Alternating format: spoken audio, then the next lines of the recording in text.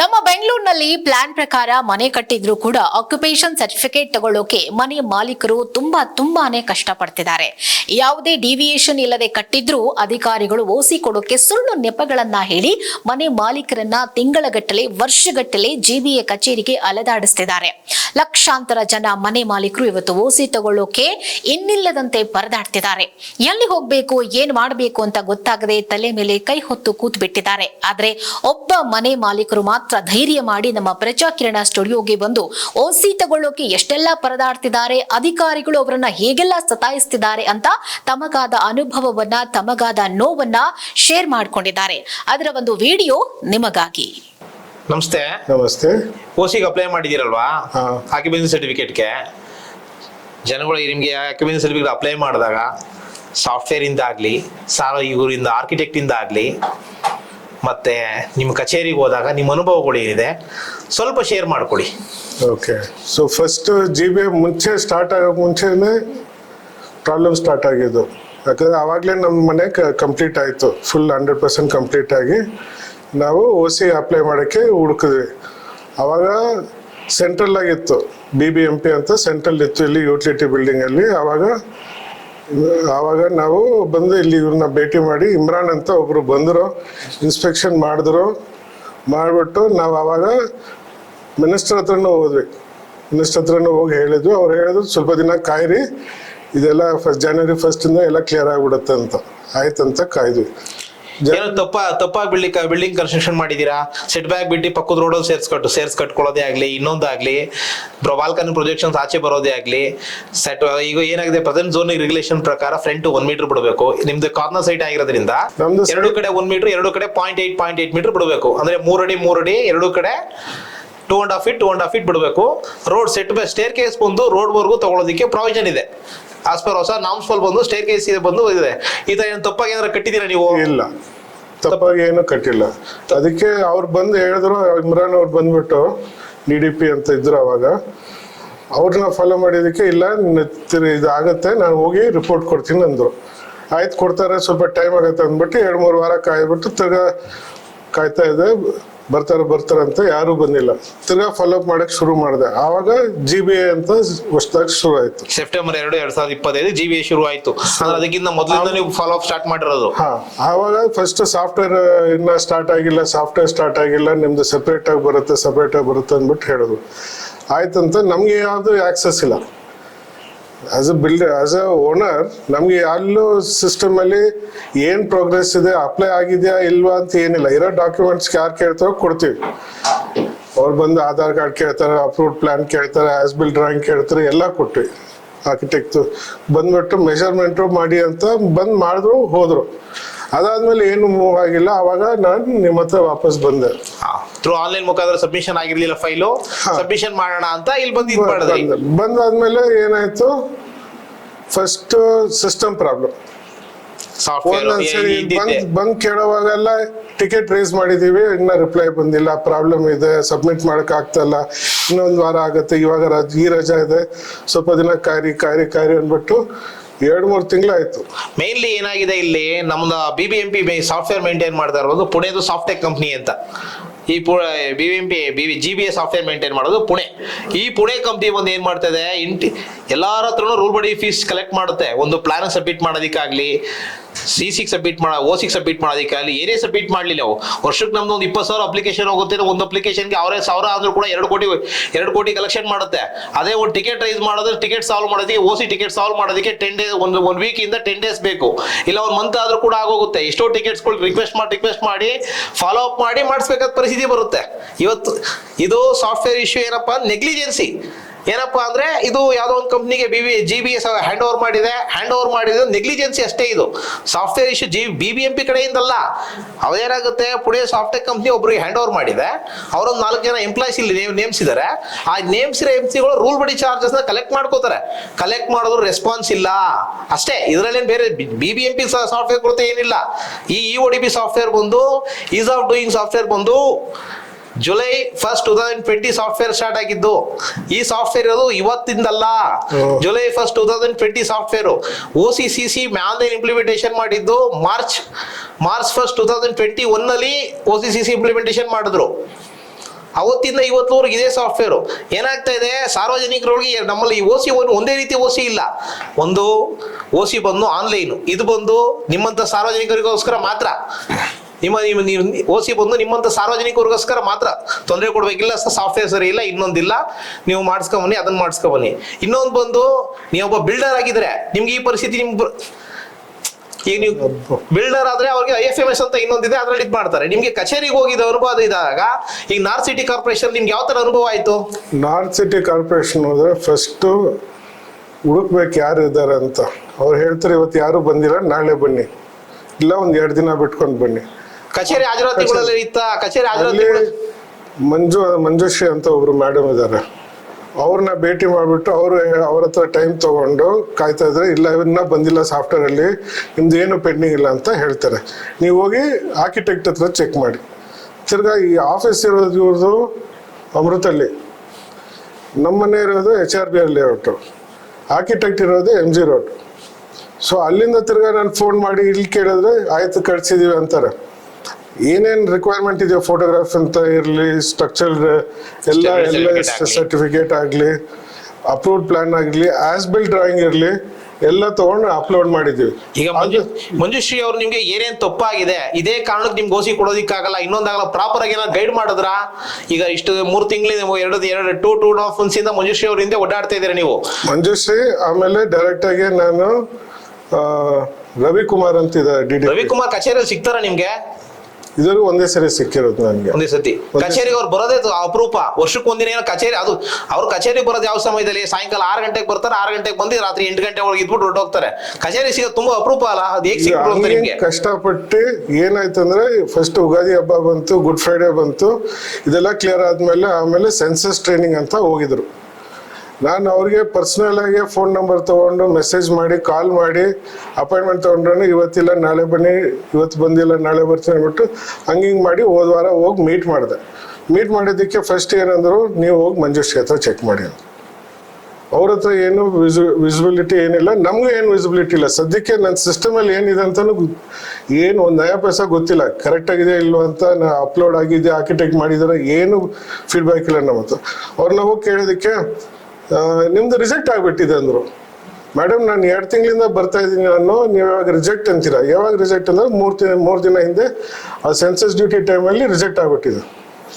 Madam ನನಗೆ ಏನ್ reason ಅಂತ ಹೇಳಿದ್ರೆ, ನಿಮ್ದೆಲ್ಲ ಸೆಟ್, ನೀವು ಯಾಕೆ ಬಿಲ್ಡಿಂಗ್ ಸರಿ ಕಟ್ಟಲ್ಲ? ಡ್ರಾಯಿಂಗ್ ಇಲ್ಲ, ಏನು ನೋಡಿದೆ, ಬಿಲ್ಡಿಂಗ್ ಯಾಕೆ ಸರಿ ಕಟ್ಟಿಲ್ಲ, ನಿಮ್ದು ಎಲ್ಲ ಡಿವಿಯೇಷನ್ ಜಾಸ್ತಿ ಇದೆ. ಅವಾಗ ನಾನು ಏನು ಹೇಳಿದೆ, ಆಯ್ತು ಬನ್ನಿ ಇನ್ನೊಂದ್ಸರಿ ಹೋಗೋಣ ರವಿಕುಮಾರ್ ಹತ್ರ. ಅವ್ರ ಹತ್ರ ಹೋಗಿದ ತಕ್ಷಣ ಅವ್ರು ಬಂದ್ಬಿಟ್ಟು ಇವ್ರಿಗೆ ಎಕ್ಸ್ಪ್ಲೈನ್ ಮಾಡೋಕ್ಕಾಗ್ತಲ್ಲ, ನಾನು ನಿಮ್ಗೆ ಎಕ್ಸ್ಪ್ಲೈನ್ ಮಾಡ್ತೀನಿ, ಇವ್ರದ್ದೆಲ್ಲ ಡಿವಿಯೇಷನ್ ಇದೆ ಸರ್. ಅವ್ರು ಹೇಳಿದ್ರು 15% ಇವಾಗ ಡಿವಿಯೇಷನ್ ಇನ್ಕ್ರೀಸ್ ಮಾಡ್ತಾ ಇದೀವಿ, ಅಮೆಂಡ್ಮೆಂಟ್ 1 ತಿಂಗಳ ಹಿಂದೆ ಆಗಿದೆ, ಆ ರೂಲ್ ಅಪ್ಲೈ ಆಗೋಕ್ಕೆ ಇನ್ನೂ 1 ತಿಂಗಳಾಗುತ್ತೆ, ನೀವು May 15th ಮೇಲ್ ಬನ್ನಿ ಅಂದರು. ಆದ್ರೆ ನಾನು ಬಂದು ತಗೋ ಮೇಡಮ್ ಹೇಳಿದ್ರು, ನನಗೆ ಒಂದು ಕಾಪಿ ಕೊಡಿ, ಏನಕ್ಕೆ ರಿಜೆಕ್ಟ್ ಆಗಿದೆ, ಏನು ರೀಸನ್ ಇದೆ ಅಂತ. ಅವರು ಬರೀ ಒಂದು ಡಂಪ್ ತಗೊಂಡು ಕೊಟ್ಟರು. ನಾನು ಅದನ್ನ ತಗೊಂಡೋಗಿ ನಮ್ಮ ಪರ್ಸನಲ್ ಆರ್ಕಿಟೆಕ್ಟ್ ಯಾರಿದಾರೋ ಅವ್ರನ್ನ ಹೋಗಿ ಕೇಳಿದೆ. ಅವ್ರ ಡ್ರಾಯಿಂಗ್ ಪ್ರಕಾರ ನಿಮ್ದು ಡಿವಿಯೇಷನ್ ಇರೋದೆಲ್ಲ ಪಾಸಿಟಿವ್ ಡಿವಿಯೇಷನ್, ವೈಲೇಷನ್ ಅಲ್ಲ.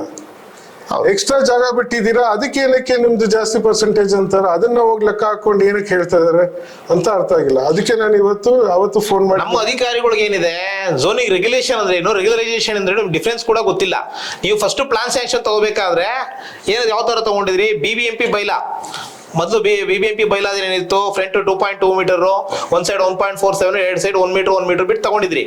ಇವಾಗ ಏನಾಗುತ್ತೆ, ರೆಗ್ಯುಲರೈಸೇಷನ್ ಬೈಲಾ ಇವತ್ತು ಪ್ರೆಸೆಂಟ್ ಬೈಲಾ ಅಮೆಂಡ್ಮೆಂಟ್ ಆಗಿದೆ. ಅಮೆಂಡ್ಮೆಂಟ್ ಆದಾಗ ನಮಗೆ ಪ್ಲಾನ್ ಸ್ಯಾಂಕ್ಷನ್ ಅಲ್ಲಿ ಓಸಿ ಕೊಡಬೇಕಾದ್ರೂ 2 ಕ್ರೈಟೇರಿಯಾದಲ್ಲಿ ಫೀಸ್ ಹಾಕ್ಬೋದು ನಾವು. ಒಂದು ವಿದಿನ್ ದ ಝೋನಿಂಗ್ ರೆಗ್ಯುಲೇಷನ್ ಒಂದು ಫೀಸ್ ಬರುತ್ತೆ, ರೆಗ್ಯುಲರೈಸೇಷನ್ ಒಂದು ಫೀಸ್ ಬರುತ್ತೆ. ನಮ್ಮ ಅಧಿಕಾರಿ ಕ್ಯಾಲ್ಕುಲೇಟ್ ಮಾಡೋದಕ್ಕೆ ಬರಲ್ವಲ್ಲ ಅಷ್ಟಾಗಿ. ಅದಕ್ಕೆ ಫಸ್ಟ್ ಸೈಟ್ ವಿಸಿಟ್ ಮಾಡ್ಬೇಕಲ್ಲ. ಸೈಟ್ ವಿಸಿಟ್ ಮಾಡದೆ ನೀವು ಏನು ವೈಲೇಷನ್ ಇದೆ ಅಂತ ಎಲ್ಲಿ ಒಂದು ರಿಪೋರ್ಟ್ ಇಲ್ಲ ನನ್ನ ಹತ್ರ, ಇಷ್ಟು ವೈಲೇಷನ್ ಇದೆ, ನಿಮ್ದು ಎಷ್ಟು ಪರ್ಸೆಂಟೇಜ್, ಯಾವುದೇ ರೀತಿ ಎಂಡೋಸ್ಮೆಂಟ್ ಕಾಪಿ ಕೊಟ್ಟಿಲ್ಲ. ಯಾವ್ದು ಕಚೇರಿಗೆ ಹೋಗಿ 2-3 ತಿಂಗಳು ನೀವು ಒಡ್ಡಾಡೋದು ಏನು ಉಪಯೋಗ ಇಲ್ಲ. ಅಂದ್ರೆ ಸಾರ್ವಜನಿಕರು ಅಂದ್ರೆ ಹೋಗ್ತೀವಿ ಅಲ್ಲಿ, ಮೇಡಮ್ ಏನೋ ಬಂದಿದ್ದಾರೆ, ಏನ್ರಿ ನಿಮ್ ನಂಬರು 9887, ಆಯ್ತು ನೋಡ್ತೀವಿ, ನೀವು ನಾಳೆ ಬನ್ನಿ, ಇವತ್ತಿಲ್ಲ ನಮ್ಗೆ ತುಂಬಾ ಕೆಲಸ ಇದೆ, ತಿರ್ಗಾ ಇನ್ನೂ ಒಂದು 2-3 ದಿನ ಬಿಟ್ಕೊಂಡು ತಿರ್ಗಾ ವಾಪಸ್ ಹೋಗೋದು. ಹಂಗಿಂಗ್ ಮಾಡಿ ಲಾಸ್ಟಲ್ಲಿ ಒಂದು ಡಂಪ್ ಕೊಟ್ಟು, ಬಿಲ್ಡಿಂಗ್ ರಿಪೋರ್ಟ್ ಅಂತ ಒಂದು ಏನೋ ಬಂತಲ್ಲ, ಅದು ಬಂದು ಅದನ್ನ ತೊಗೊಂಡು ನಾನು ಆರ್ಕಿಟೆಕ್ಟ್ ಹೋದ್ರೆ, ನಿಮ್ದೆಲ್ಲ ಪಾಸಿಟಿವ್ ಇದೆ ಅಲ್ಲ, ಏನಕ್ಕೆ ನೆಗೆಟಿವ್? ನಿಮ್ದು ಎಲ್ಲಿ 15% ಒಳಗಡೆನೆ ಇದೆ. ಇವಾಗ ಕಾಯ್ಬೇಕಾ ಇಲ್ಲ ರೀಅಪ್ಲೈ ಮಾಡ್ಬೇಕಾ ಏನು ಗೊತ್ತಿಲ್ಲದೆ ವಾಪಸ್ ನಿಮ್ಮ ಹತ್ರನೇ ಬಂದಿದ್ದೀನಿ. ಏನ್ ಮಾಡೋದು ಅಂತ. ಇಲ್ಲಿ ಏನಾಗಿದೆ, ಓಸಿ ಅಂದ್ರೆ ಸಾರ್ವಜನಿಕರ ಕೈ ಸಿಗದೇ ಇರೋ ಪದಾರ್ಥ ಅದು. ಈಗ ಏನಾಗುತ್ತೆ, 40-60 50-80 ಬಿಲ್ಡಿಂಗ್ ಅವ್ರು ಕಟ್ಟೋರೆಲ್ಲ ಏನೋ ಮನೆ ಕಟ್ಕೊಂಡು ಒಂದು ಹೊಸ ಮಾಡ್ಕೋಣ ಅಂತ ಕಟ್ಕೊಳ್ಳೋ ಜನಗಳು. ಇವ್ರಿಗೆಲ್ಲ ಓಸಿ ಸಿಗ್ಬೇಕು ಅಂದ್ರೆ ಓಸಿ ಸಿಕ್ಕಲ್ಲ. ಓಸಿ ಸಿಗೋದು ಬಂದು ನಿಮ್ಗೆ ಒಂದ್ ಸ್ವಲ್ಪ ಬಿಲ್ಡಿಂಗ್ಸ್ ಇದೆ. ವೆಸ್ಟ್ ಸಿಟಿ ಕಾರ್ಪೊರೇಷನ್ ಮತ್ತೆ ಇಲ್ಲಿ ಸ್ವಲ್ಪ ಬಿಲ್ಡಿಂಗ್ ಇದೆ. ಸೆಂಟ್ರಲ್ ಸಿಟಿ ಕಾರ್ಪೊರೇಷನ್ ಇದೆ. ಸೆಂಟ್ರಲ್ ಸಿಟಿ ಕಾರ್ಪೊರೇಷನ್ ಅಲ್ಲಿ ಒಂದು ಇನ್ಫ್ಯಾಕ್ಟರ್ ಒಂದು 4 ಕೋಟಿ ದುಡ್ಡು ಕಟ್ಟಬೇಕು. ಗೌರ್ಮೆಂಟ್ ದುಡ್ಡು ಮೋಸ ಮಾಡ್ಬಿಟ್ಟು ಓಸಿ ಕೊಡ್ತಾರೆ. ಇಲ್ಲಿ ಇನ್ನೊಂದು ಇದ್ರಲ್ಲಿ ಮಲ್ಲೇಶ್ವರಂ ಹತ್ರ ಒಂದು ಇದ್ರ ಬಿಲ್ಡಿಂಗ್ ಇನ್ನು ಕನ್ಸ್ಟ್ರಕ್ಷನ್ ಆಗಿಲ್ಲ. ಆ ಬಿಲ್ಡಿಂಗ್ ಓಸಿ ಕೊಡ್ತಾರೆ. ಅಂದ್ರೆ ನೀವು ಓಸಿ ತಗೊಳ್ಳೋದಕ್ಕೋಸ್ಕರ ಏನ್ ಬೇಕಾದ್ರೂ ಸ್ಯಾಕ್ರಿಫೈಸ್ ಮಾಡೋದಕ್ಕೆ ರೆಡಿ ಇದ್ರು ಮಾತ್ರ ಓಸಿ ಸಿಗುತ್ತೆ. ಸಾರ್ವಜನಿಕರಿಗೆಲ್ಲ ಓಸಿ. ಇದನ್ನ ಏನಾಗುತ್ತೆ, ನೀವೇನು ಸರ್ಕಾರದಲ್ಲಿ ಇನ್ನೊಂದು ರಿಕ್ವೆಸ್ಟ್ ಮಾಡ್ಕೋಬೇಕು ಅಂತ 30-40 ಕೊಟ್ಟಿದ್ದೀರಾ. 40-60 50-80 ಇಂಡಿವಿಜುವಲ್ ಒಂದು ಮನೆ ಕಟ್ಕೊಂಡಿರೋರ್ಗಾದ್ರೂ ಬಿಟ್ಕೊಡಿ ಅಂತ ಕೇಳ್ಬೇಕಷ್ಟೇ, ಬೇರೆ ಯಾರಿಗೂ ಅಲ್ಲ. ಈ ಅಧಿಕಾರಿಗಳಿಂದ ಓಡಾಡೋದಿಕ್ಕಾಗಲ್ಲ. ಈ ಸರ್ಕಾರ ಒಳ್ಳೇದಕ್ಕೆ ಅಂತ ಜನಗಳು ರೂಲ್ಸ್ ಫಾಲೋ ಮಾಡ್ಲಿ ಅಂತ ಮಾಡುತ್ತೆ. ಇದು ಸರ್ಕಾರ ಒಳ್ಳೇದಕ್ಕೆ ಅಂತ ಮಾಡಿದ್ರು ಕೂಡ ಅಧಿಕಾರಿಗಳನ್ನ ಅಡ್ವಾಂಟೇಜ್ ತಗೋತಾ ಇದ್ದಾರೆ. ಏನು 4/4/2025 ಬೆಸ್ಕಾಂ ಆರ್ಡ್ರಿಂದ ಇದರಿಂದ ಮಾಡದೇ ಇರೋದು ಏನೂ ಇಲ್ಲ. ಸೆಂಟ್ರಲ್ ಮತ್ತು ಬಿಲ್ಡಿಂಗ್ ಓಸಿ ಕೊಟ್ಟಿದ್ದಾರೆ. 10 ಬಿಲ್ಡಿಂಗ್ ಇಂಚು ಸೆಟ್ ಬ್ಯಾಕ್ ಇಲ್ಲ, ಇಂಚ್ ಇಲ್ಲ, ಅಂಡರ್ ಕನ್ಸ್ಟ್ರಕ್ಷನ್ ಬಿಲ್ಡಿಂಗ್ ಅಲ್ಲಿ ಇದೆ. ವೆಸ್ಟ್ ಸಿಟಿಲಿ ಒಂದು 10 ಬಿಲ್ಡಿಂಗ್ ಕೊಟ್ಟಿದ್ದಾರೆ. ರಿಟೈರ್ಡ್ ಆಗ್ಬಿಡ್ತಾ ಇದೀನಿ ಅಂತ ಏನ್ ಬೇಕಾದೆಲ್ಲ ಮಾಡ್ಕೋತಾರೆ. ನಾರ್ತಲ್ಲೂ ಮಾಡ್ತಾ ಇದ್ದಾರೆ. ಇಲ್ಲ ಮಾಡಲ್ಲ ಅಂತ ಏನೂ ಇಲ್ಲ. ಓಸಿ ಬಂದು ಸಾರ್ವಜನಿಕರಿಗಲ್ಲ. ಓಸಿ ಅರ್ಥ ಆಯ್ತಲ್ಲ ಸರ್? ನೀವೊಬ್ಬ ಸಾರ್ವಜನಿಕರಿಗಲ್ಲ ಅದು. ಇವಾಗ ನಾನು ಎಲೆಕ್ಟ್ರಿಸಿಟಿಗೂ ಕಾಯ್ತಾ ಇದ್ದೀನಿ. ಎಲೆಕ್ಟ್ರಿಸಿಟಿ ಏನು ಟೆಂಪ್ರರಿ ಎಲ್ಲ ಓಡಿಸ್ತಾ ಇದ್ದೀನಿ. 6 ತಿಂಗಳಾಗೋಯ್ತು, 6 ತಿಂಗಳ ಮೇಲೆ ಆಗೋಯ್ತು. ನನ್ನ ಎಲೆಕ್ಟ್ರಿಸಿಟಿ ಆ unit rate commercial rate temporary, ಅದು ನಾನು ಡಬಲ್ ಕಟ್ತಾ ಇದೀನಿ. ತಿಂಗಳು ಡಬಲ್ ಕಟ್ತೀನಿ. ದುಡ್ಡು ಕಟ್ಟೋದಿಕ್ಕೆ ಇನ್ನೊಂದಕ್ಕೆ ಜನಗಳಿಗೆ ಏನು ಟೆನ್ಷನ್ ಇಲ್ಲ. ಜನಗಳು ಹೇಗೋ ಒಂದ್ ಮಾಡಿ ದುಡ್ಡು ಕಟ್ಬಿಡ್ತಾರೆ. ಆದ್ರೆ ಏನಾಗುತ್ತೆ, ಬೆಸ್ಕಾಂ ಅಲ್ಲಿ ನಿಮ್ಗೊಂದು 5 ಕಿಲೋವ್ಯಾಟ್ ಪವರ್ ಲೋಡ್ ಇರುತ್ತೆ ಅಂತ ಅನ್ಕೊಳ್ಳಿ. ಲಿಫ್ಟ್ ಇನ್ನೊಂದು ಆನ್ ಮಾಡಿದಾಗ 10 ಕಿಲೋವ್ಯಾಟ್ ಯೂಸ್ ಆಗುತ್ತೆ ಲೋಡು. 5 ಕಿಲೋವ್ಯಾಟ್ ಗಿಂತ ಮೋರ್ ದನ್ ಲೋಡ್ ಯೂಸ್ ಮಾಡಿದಾಗ ನಿಮ್ಗೆ ಅರಿಯರ್ಸ್ ಅಂತ ಹಾಕ್ತಾರೆ. ಏನಾಗ್ತಾರೆ ಅರಿಯರ್ಸ್. ಅಲ್ಲಿ ಆ ಲೋಡ್ಗೆ ಎವ್ರಿ ಮಂತ್ ನೀವು ಅಮೌಂಟ್ ಪೇ ಮಾಡ್ಬೇಕಾಗಿ ಬರುತ್ತೆ. ಪೀಕ್ ಡಿಮಾಂಡ್ಗೆ ಅವ್ರು ಅಪ್ಲೈ ಮಾಡ್ತಾರೆ. ಅದು ನಮ್ಗೆ ಗೊತ್ತಿದೆ. ಪೀಕ್ ಡಿಮಾಂಡ್ ಇಲ್ಲ ನಮ್ದು. ಇವಾಗ ಅದರಲ್ಲೇ ನಂದು ತಿಂಗಳಿಗೆ ಒಂದು 5,000 ಮೇಲೆ ಬರುತ್ತೆ. I will be highest paying resident in that area. Commercial ಬಿಟ್ರೆ ನಾವೇ ನೆಕ್ಸ್ಟ್ ಹೈಯೆಸ್ಟ್ ಇರ್ತೀವಿ. ಇವಾಗ ಇದನ್ನ ಹೆಂಗೆ ಇವರು ದುಡ್ಡಲ್ಲ, ಈಗ ಮೆಂಟಲಿ ಫ್ರಸ್ಟ್ರೇಷನ್ಸ್ ನಿಮ್ಗೆ ಏನಾಗಿದೆ ಕಚೇರಿಗಳಿಗೆ ಅಧಿಕಾರಿಗಳು ಮುಗಿಯತ್ತಂತ. ತಿಂಗಳು ಅಲ್ಲಿ ವಾಸ ಮಾಡ್ತಾ ಇದೀವಿ, 6 ತಿಂಗಳಾಯ್ತು ಇವಾಗ ವಾಸ ಮಾಡ್ಕೊಂಡು. ಇವಾಗ ಯಾವಾಗ ಬರುತ್ತೆ ಓಸಿ, ಯಾವಾಗ ನನಗೆ ಎಲೆಕ್ಟ್ರಿಸಿಟಿ ಬರುತ್ತೆ, ನಾನು ಯಾವಾಗ ಈ ಪ್ರಾಜೆಕ್ಟ್ ನ ಅಟ್ಲೀಸ್ಟ್ ಕಂಪ್ಲೀಟ್ ಮಾಡ್ಬಿಟ್ಟು ನಾರ್ಮಲ್ ಆಗಿ ಇರ್ಬೋದು, ಟ್ಯಾಕ್ಸ್ ಕಟ್ಕೊಂಡು ಇರ್ಬೋದು ಅಂತಾನು ಗೊತ್ತಿಲ್ಲ. ಎಷ್ಟು ದಿನ ಆಗುತ್ತಂತ ನನಗೆ ಇದುವರೆಗೂ ಒಂದು 8 ಮಂತ್ಸ್ ಆಗಿದೆ ನೀವು ಪ್ರೋಸೆಸ್ ಸ್ಟಾರ್ಟ್ ಮಾಡಿ. 8 ಮಂತ್ಸ್ ಇಂದ ನಿಮಗೆ 0 ಅಪ್ಡೇಟ್ ಟಿಲ್ ಡೇಟ್ ಇವತ್ತುವರೆಗೆ ಏನು ಆಗಿಲ್ಲ. ಅಪ್ಡೇಟ್ ಸ್ಟೇಜ್ ಅಲ್ಲಿ ಇದ್ದೀರಾ. ಇವಾಗ ನಾನು ಸಾರ್ವಜನಿಕ ಆಗಿಬಿಟ್ಟು ನನ್ಗೆ ಏನ್ ನೋಡಕ್ಕೂ ಆಗಲ್ಲ. ರೀಸನ್ ಏನು ರಿಜೆಕ್ಷನ್ ಅಂತಾನೂ ಗೊತ್ತಿಲ್ಲ. ಅಲ್ಲಿ ಹೋದ್ರೆ ಇಲ್ದಿರೋದಲ್ಲ, ನಿಮ್ದು ಅಪ್ಲೈ ಮಾಡ್ಬೇಕು, ನೀವು ಅಪ್ರೂವಲ್ ತಗೋಬೇಕು, ಇದು ಅದು ಅಂತ ಏನೇನೋ ಮಾತಾಡ್ತಾರೆ. ಸುಮ್ಮನೆ ನೋಡ್ತೀನಿ ನಾನು, ಏನಕ್ಕೆ ಹೇಳ್ತಾ ಇದ್ದೀರಾ ಅಂತ ಅರ್ಥ ಆಗಲ್ಲ. ನಾನು ಡಿವಿಯೇಷನ್ ಮಾಡಿ ಇರೋದನ್ನ ಕನ್ಸ್ಟ್ರಕ್ಷನ್ ಡೆಮಾಲಿಷನ್ ಮಾಡ್ಬೋದು, ಅದು ನಾನು ವೈಲೇಟ್ ಮಾಡಿದ್ರೆ. ಅಂಥದ್ದು ಏನೂ ಮಾಡಿಲ್ಲ. ಅದು ಯಾವಾಗ ಕೊಡ್ತಾರೋ ರಿಕ್ವೆಸ್ಟ್ ಮಾಡಿದ್ದೀನಿ. ಇನ್ನೊಂದ್ಸರಿ ಏನ್ ಮಾಡ್ತೀನಿ ಅಂದ್ರೆ ಇನ್ನೊಂದ್ಸರಿ ರಿಕ್ವೆಸ್ಟ್ ಮಾಡ್ಬೋದು. ಇವರೆಲ್ಲ ಗೌರ್ಮೆಂಟ್ ಅಫಿಷಿಯಲ್ ಏನೋ ಕೆಲಸ ಮಾಡ್ತಾರೆ, ಆದ್ರೆ ನಮ್ಗೆ ಏನು ಪ್ರಯೋಜನ ಆಗ್ತಾ ಇಲ್ಲ. As a individual house owner I have no way to even ಎಲ್ಲಿ ರಿಡ್ರೆಸಲ್ ಏನ್ ಮಾಡ್ಬೇಕು, ಯಾರನ್ನ ಹೋಗಿ ನಾನು ಅಟ್ಲೀಸ್ಟ್ ನಾನು ಹೋಗಿ ಎನ್ಕ್ವೈರಿ ಹಾಕ್ಬಿಟ್ಟು ಸರ್ ನನ್ ಇದು ಪ್ರಾಬ್ಲಮ್ ಇದೆ, ನನಗೆ ಯಾರು ಕ್ಲಾರಿಟಿ ಕೊಡ್ತಾರೆ, ನನ್ನ ಡಿವಿಯೇಷನ್ ಇದೆಯಾ ಇಲ್ವಾ, ಏನಿಲ್ಲ. ಫಸ್ಟ್ ಬಂದು ಯಾರಾದ್ರೂ ಇನ್ಸ್ಪೆಕ್ಟ್ ಮಾಡಿದ್ರೆ ಒಳ್ಳೇದು. ಇನ್ಸ್ಪೆಕ್ಟ್ ಮಾಡ್ಬಿಟ್ಟು ಆಮೇಲೆ ನನ್ಗೆ ಏನ್ ಡಿವಿಯೇಷನ್ ಇನ್ಸ್ಪೆಕ್ಷನ್ ಮಾಡಿಲ್ಲ ಮಂಜುಶ್ರೀ ಅವರು.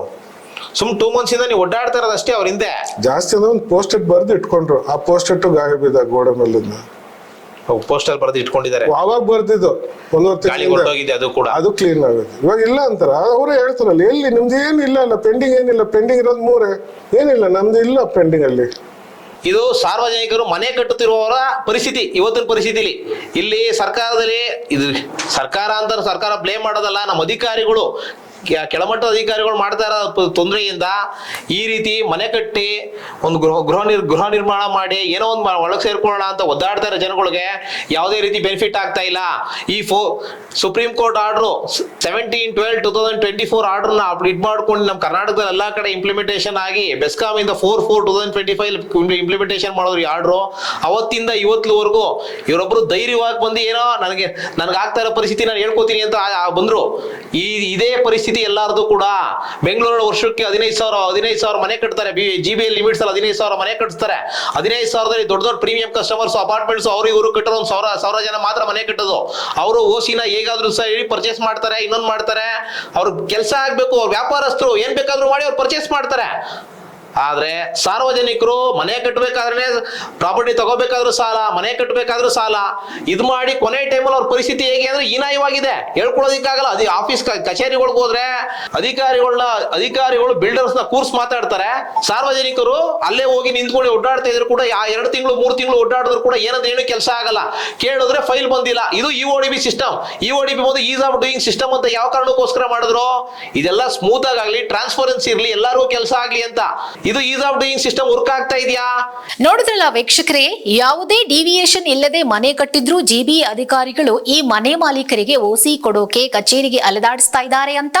ಪಾಪ ಕಷ್ಟಪಟ್ಟು ಲಕ್ಷ ಹಣ ಕೂಡಿಟ್ಟು ಮನೆ ಕಟ್ಟಿ ಈಗ ಅದರಲ್ಲಿ ವಾಸ ಮಾಡೋಕೆ ಕರೆಂಟು ನೀರಿನ ಕನೆಕ್ಷನ್ನೇ ಇಲ್ಲದೆ ಗೋಳಾಡ್ತಿದ್ದಾರೆ. ಇದೇನಾ ನೀವು ಸರ್ಕಾರಿ ಸಂಬಳ ತಿಂದು ಸಾರ್ವಜನಿಕರಿಗೆ ಮಾಡ್ತಾ ಇರುವಂತ ಸೇವೆ? ಇದೇ BBMP EODB ಸಾಫ್ಟ್ವೇರ್ ಅನ್ನ 2020ರಲ್ಲಿ ಜಾರಿಗೆ ತಂತು. ಯಾಕೆ? ಮನೆ ಮಾಲೀಕರು, ಕಟ್ಟಡ ನಿವಾಸಿಗಳು ಓಸಿಗಾಗಿ ಕಚೇರಿಗಳಿಗೆ ಅಲೆದಾಡೋದು ಬೇಡ, ನಿಮ್ಮ ಎಲ್ಲಾ ದಾಖಲಾತಿಗಳನ್ನ ಆನ್ಲೈನ್ ಮೂಲಕ ಸಬ್ಮಿಟ್ ಮಾಡಿದ್ರೆ ಸಾಕು, ಆನ್ಲೈನ್ ಮೂಲಕವೇ ನೀವು ಓಸಿ ತಗೊಳ್ಳಿ ಅಂತ. ಆದ್ರೆ 100% ಆನ್ಲೈನ್ ನಲ್ಲಿ ಓಸಿ ಕೊಡೋಕೆ GB ಅಧಿಕಾರಿಗಳಿಗೆ ಅದೇನ್ ಪ್ರಾಬ್ಲಮ್ ಅನ್ನೋದು ಗೊತ್ತಾಗ್ತಾ ಇಲ್ಲ.